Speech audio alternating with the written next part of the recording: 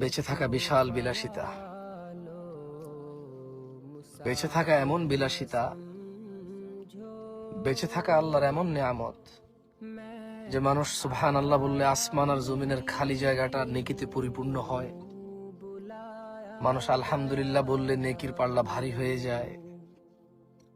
বেঁচে থেকে মানুষ আল্লাহুম্মা সাল্লি আলা মুহাম্মাদ দুরূদ পড়লে 10টা নেকি হয়, 10টা গুনাহ ক্ষমা হয়, মর্যাদা বৃদ্ধি হয়,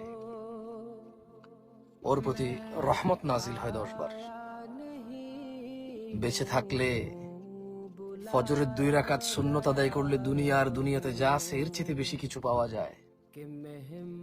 বেঁচে থাকলে ফজরে 2, জোহরে 6, মাগরিবে 2, ইশায় 2, মোট 12 রাকাত সুন্নতে মুআক্কাদা পড়লে আল্লাহ সুবহানাহু ওয়া তাআলা জান্নাতে ঘর তৈরি করবে। যে ব্যক্তি প্রতিদিন 12 রাকাত সুন্নত আদায় করবে তার জন্য আল্লাহ একটা করে ঘর নির্মাণ করবে। সুবহানাল্লাহ। বেঁচে থাকলে সাদাকা করা যায়, বেঁচে থাকলে মানুষের উপকার করা যায়, বেঁচে থাকলে আল্লাহর প্রশংসা করা যায়, বেঁচে থাকলে লাউ বালাগাত যুনুবুকা আনানাস সামা, যদি মানুষের গুনাহ আসমানের মেঘমালা পর্যন্ত ছয়, সুম্মা ইস্তাগফারতানি, আল্লাহ বলছে তারপর যদি সে আমার কাছে মাপ চায়, গফারতু লাক,